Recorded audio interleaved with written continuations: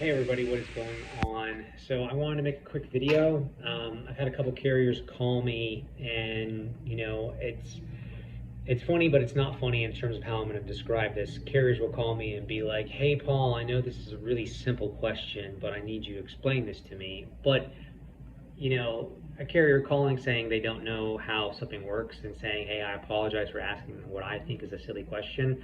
There are no silly questions. You can call me, you can text me, you can email me.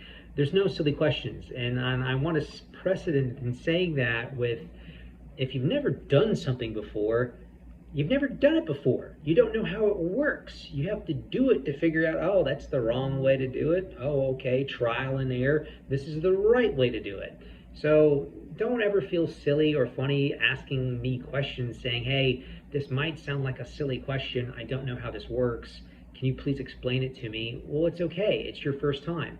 It's your first time booking a load. It's the first time sending your paperwork over, doing factoring and understanding the process with factoring and collecting that paperwork, um, or just doing a load in general. So I wanted to make a quick video. Hopefully this won't be too long, but let's just go over the process of booking a load.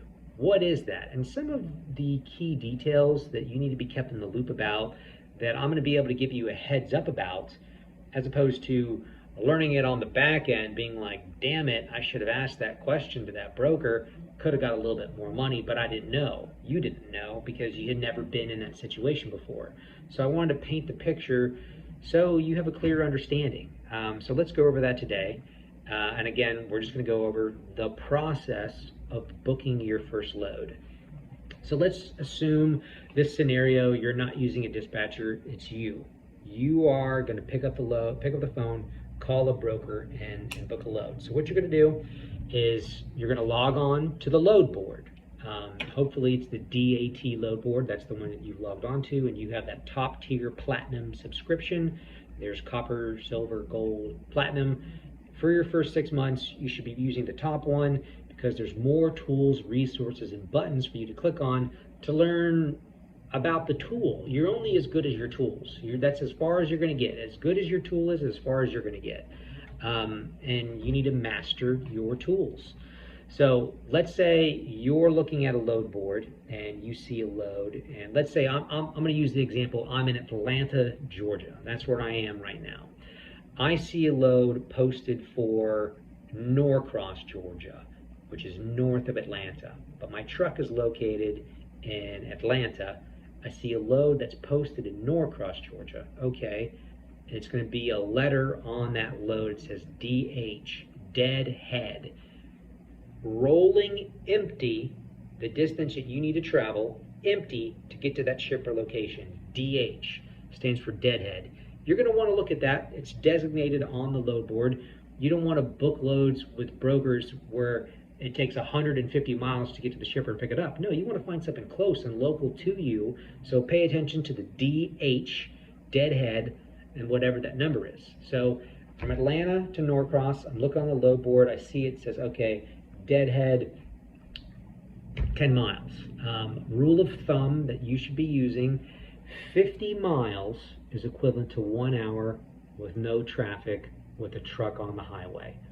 So 50 miles, 1 hour, that should be your rule of thumb. So if you did see something that was 50 miles away, you would know it would take an hour to get there. In this case, I see something posted in Atlanta. My truck is in Atlanta. I see a posting that is 10 miles away in Norcross, Georgia. You're going to click on that posting and it drops down with more details. It says it's going to be Norcross, Georgia to Birmingham, Alabama, and it pays $1,500. Well, before you even call the number that's listed there, you copy paste the broker's MC number, then you go to your freight factoring app on the phone, log in on your phone, log in on your laptop. You're going to be on your laptop anyway, so just copy paste it, log in to the credit check system for factoring, and there's no point in even calling that broker if they have garbage credit. You don't want to call them. You're wasting your time, and we'll get to that in a little bit. Time is everything, especially when you're booking your loads in the morning. Most of your loads that you're booking, they're going to be between 7:30 in the morning and probably 11:30 in the morning. That's the magic hour. You calling these brokers and booking your loads for Monday, Tuesday, Wednesday, probably 3 days in advance if you're lucky. And when you get good at it, you'll be able to get even better at it. But anyway, so you're going to copy paste the broker's MC number that's listed. You go to the credit check system to check that broker's credit before even calling. You throw it in there. It's going to be highlighted in red or in green. Green, broker's good to go. You can work with them. Let's go off that scenario. If it's red, it's dead. Don't work with them. But we can get back to that in a minute. There's other ways to work with dead brokers, but it's risky, but we can go over that. So let's assume it's green. Okay, you copy pasted, you looked up the broker, broker's highlighted in green, means you can work with them. Pick up the phone, call them real quick. You're going to see their phone number listed. You say, hey, I see you got this posted load. Are you guys still trying to get that covered? Broker's like, yeah, we're looking for a truck. What do you got? Well, I got a truck. I'm located in Atlanta. Looks like I can get there within less than an hour. I'd love to do this load. Looks like it's going to go to Birmingham, Alabama for $1,500. Can you pay me $1,600? Broker says, yeah, sure, I'll pay you $1,600. That's fine. And then the broker sends you the rate confirmation. Or if you're a brand new carrier and you've never done business with that broker before, what you're going to do is you're going to have to do a new carrier setup packet. The broker will email you a packet. You fill it out in 60 seconds. You email it back to the broker. Broker says you're set up in the system. The broker then sends you the rate confirmation, the invoice for the job for $1,600. You take that and you will have the $1,600 listed. You'll have the shipper address listed with a pickup number.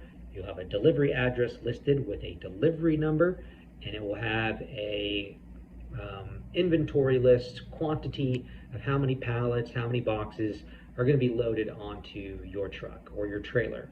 It's going to be listed on the rate con. Copy paste the shipper information, stick it in your GPS, drive to the shipper. You get on site at the shipper.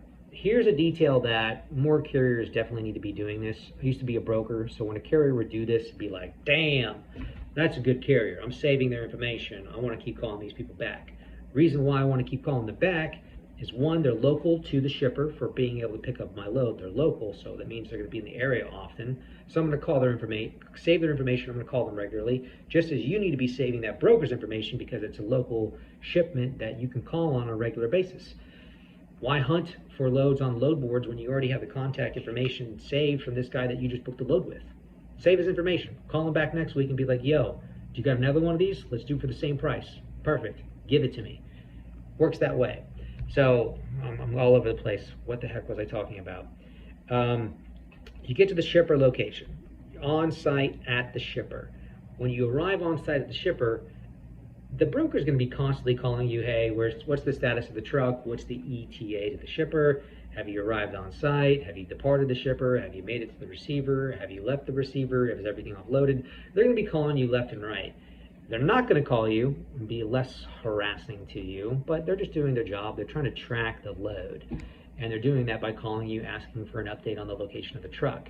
But when the truck arrives on site at the shipper, well, when you get there, just call the broker up and be like, hey, we just arrived on site. We checked in at door number 7. That's where we are. We're on site at the shipper. Current time is 10:42. Click, hang up, and the broker will be like, damn, that carrier called me. I didn't have to call them. I like that. They're doing a great job. So when you get on site at the shipper, you're going to get a piece of paper. That piece of paper, after the truck is loaded with the product, pallets, boxes, whatever, it's called the BOL, Bill of Loading, or Bill of Lading. You're going to get this piece of paper from the shipper. You need to double check that your driver gets them to sign it, whoever was there that was supervising, the foreman, the loading dock manager, whoever.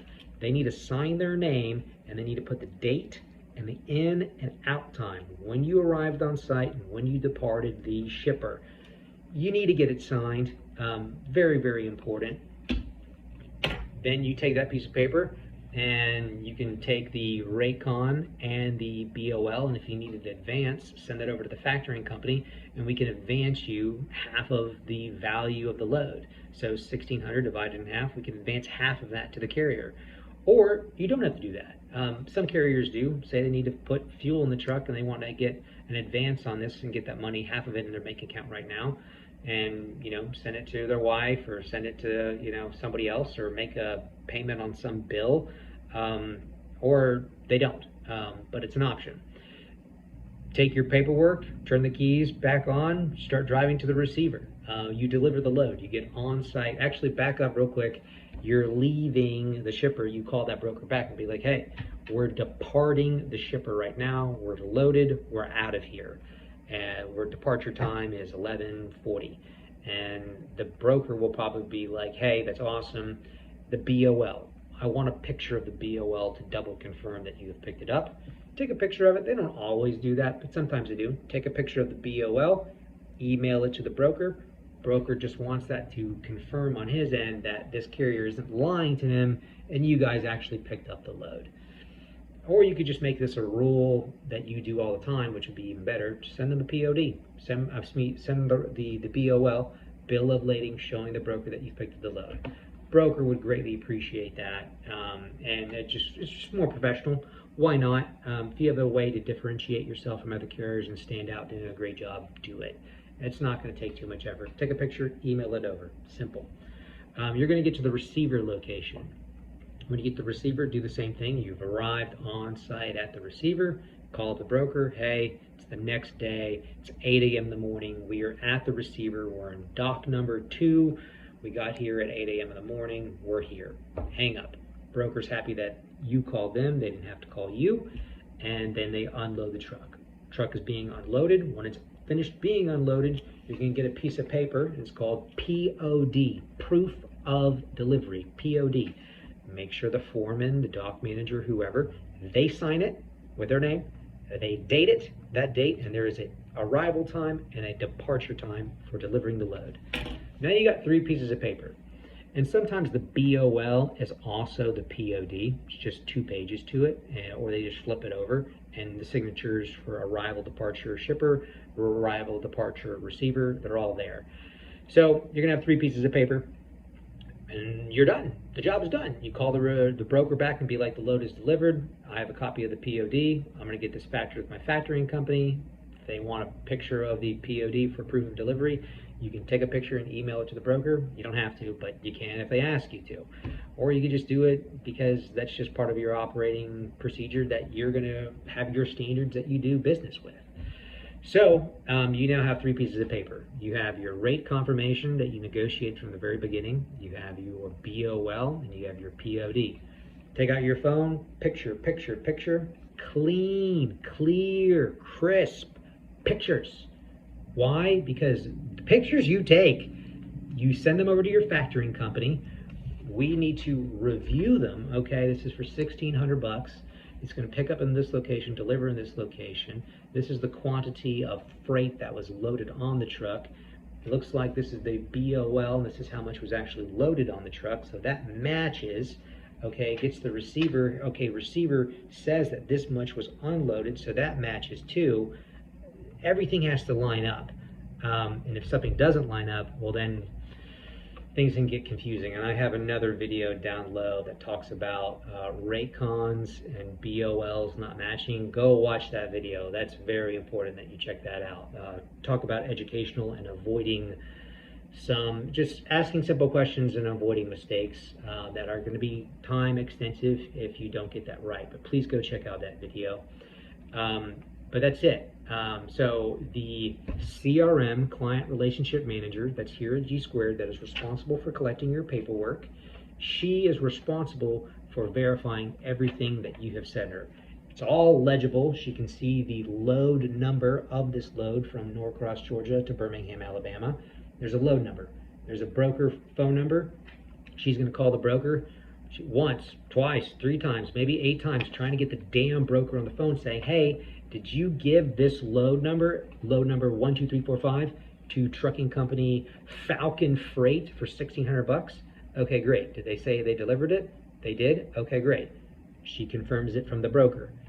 Brokers don't always answer the phone, as you know, the first time you call. Sometimes it makes 8, 10, 12 frickin' phone calls to get a hold of the broker. They're real quick to get a hold of you when they want to sell you a load, but when you need to follow up with them because a pickup number is not working, or a delivery number is not working, or you can't find the frickin' address because they gave you the wrong address, they're a little slow to answer the phone. But anyway, we can get into that later.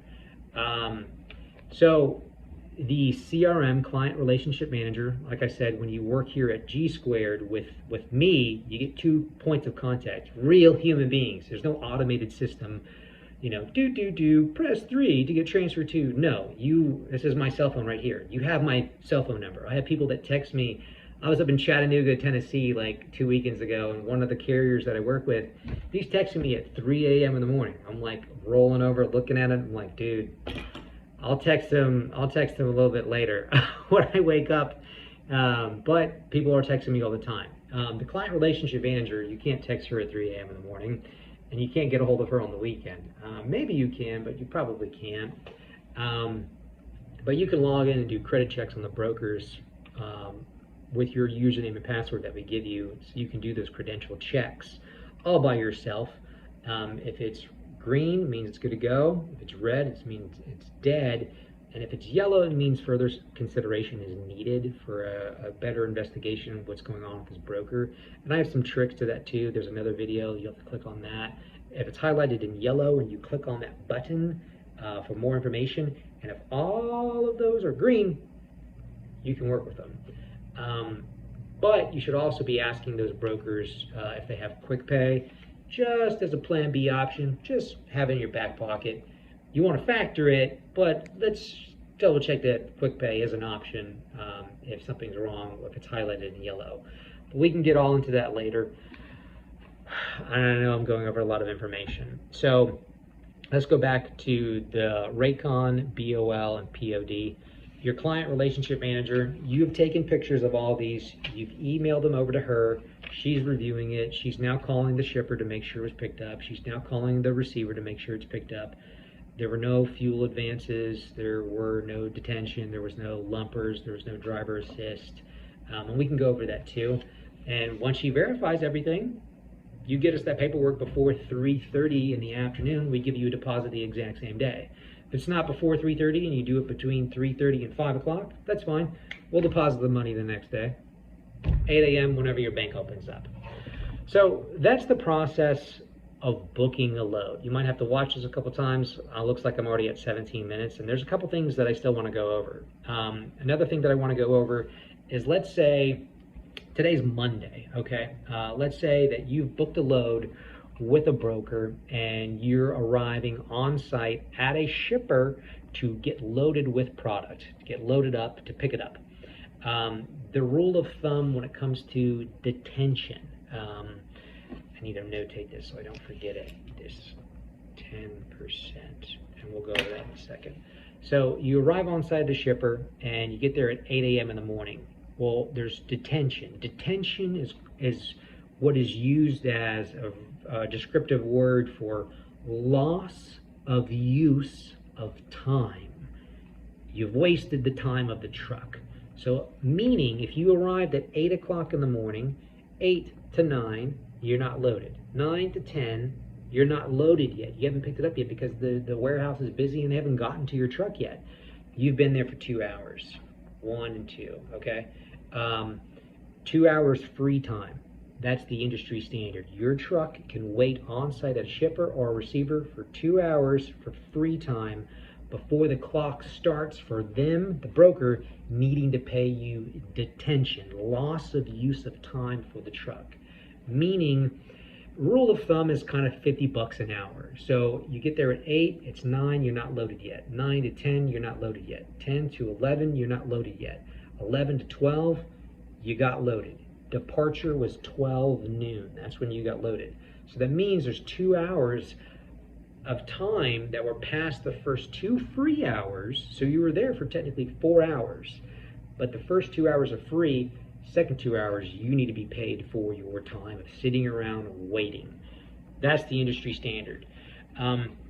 Typically, it's $50 an hour that the truck is going to be paid for the detention, but sometimes it's not always 50 bucks. It could be 40 bucks per hour, 45.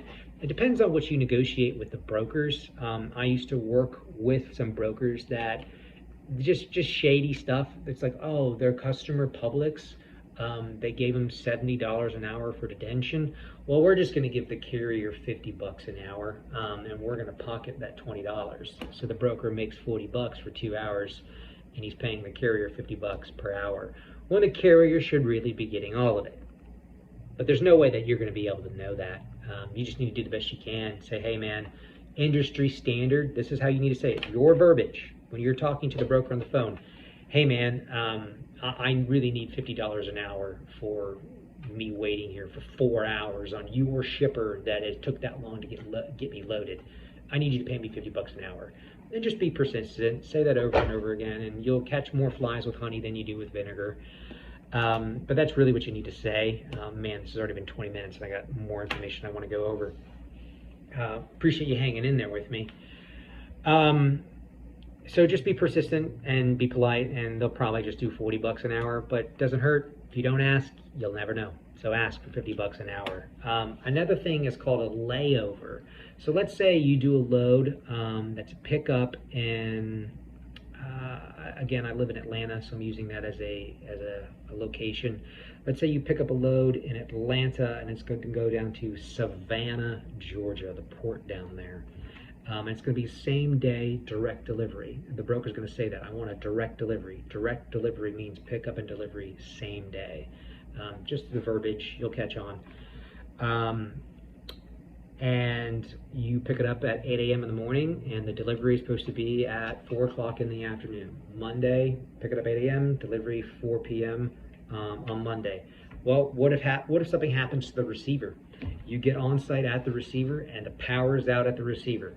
Happens more often than you'd be surprised. The power's out, and they can't even open up the doors to let the truck back in to offload because the power's out. So what it's called is a layover. You're now going to have to wait from Monday night, because you can't get unloaded, to deliver it the next day, Tuesday, 8 a.m. in the morning, and hopefully they have the receiving location figured out, what the issue is and why it took so long. But because you're having to lay over one night, one day, you need to be compensated for that. A layover is $250. You need to tell the broker, okay, damn it, I have a good attitude about this. Look, I got here on site at the receiver at 4 o'clock when I was supposed to, but this place is screwed up and they're not getting me offloaded. Okay, I'm sorry about that. This is the broker. Hey, I'm sorry about that. We're just gonna need you to deliver it tomorrow at 8 a.m. in the morning. Is that okay? Yeah, I can do that, but you're gonna have to pay me a layover. You need to send me 250 extra bucks on the Raycon right now. Broker probably isn't going to do it immediately. They'll do it, but you need to actually put that in an email. If it's in writing, you can't get rid of it. But if it's verbal, sometimes if it's a crappy broker, they're not going to pay you. So say, yeah, I need a layover of $250 for me to wait to deliver this tomorrow morning. I'll send you the request via email right now, and email the broker exactly what you said. We arrived on site at the receiver 4 p.m. on Monday. Receiver is not able to unload us. We need a layover of $250, and we are going to deliver this the next day, Tuesday's date at 8 a.m. in the morning. Put it in an email so it's in writing and it can be backtracked and seen and verified. It's not some he said, she said phone call conversation. It's in writing, and then the broker needs to respond saying, confirmed, we will get you the layover. So another piece of information that you need to be made aware of. Now let's say, in terms of a scenario, a tow new. Hopefully you can see this. Let me get a pen. T-O-N-U. Tow new. Standing for truck order not used. A broker has ordered your truck for a load that they're paying you $1,600 on to go from Norcross, Georgia to Birmingham, Alabama for $1,600, You hung up the phone, you're excited, yippee, I get my load, I'm gonna do my pre-check before I get moving to Norcross and pick this up. Broker calls you back in 15 minutes, 20 minutes, less than an hour, and they say, hey, sorry, this load by the shipper doesn't have enough product. Load's been canceled, sorry. If that's the case, they need to pay you a TONU, truck order not used. You need to tell them, here's a trick, you need to lie to them. I don't use that word very often, but if you want to get paid, so you say, damn it, well, my truck is 5 minutes away from the receiver. This is garbage. You should have called me immediately because my truck is 5 minutes away from the receiver location. Or phrase it, we are rolling on site at the shipper right now. So the broker's like, damn it, they already got there? Shoot. Well, now I do need to pay them a TONU. TONU could be $100 or $150. You know, I use the word lie, and I don't really like using that word, but these brokers, you're going to learn, they're going to try to screw you left and right. And if you have a chance to get an upper hand, I'm going to share that information with you. You don't have to, but you'll see in time. This is a $1 trillion industry. There's so much money in this. The broker has the money to pay you, but you have to phrase things the right way to get them to pay you these little detail things. $100 here, $100 there. It's going to add up. So tell them, hey, we just rolled on site. You didn't really just roll on site, but they'll be more inclined to get you that truck order not used, which can be $100 to $150, and then you got to turn around, pick up the phone, and get on the load board and find another load because yours has now been canceled. And you're getting it because they've canceled the load on you, and you've committed to it, and more time has gone by in the morning, and now there's less loads on the board for you to find. So that's an important detail that you need to be made aware of. Another rule, and this is the last one to this video, I'm going to talk about this really quick. Negotiating with brokers. There's two tricks to that. Let's say there's a load posted up on the load board. It's $1,000, just for flat, easy numbers for you and I to understand right now.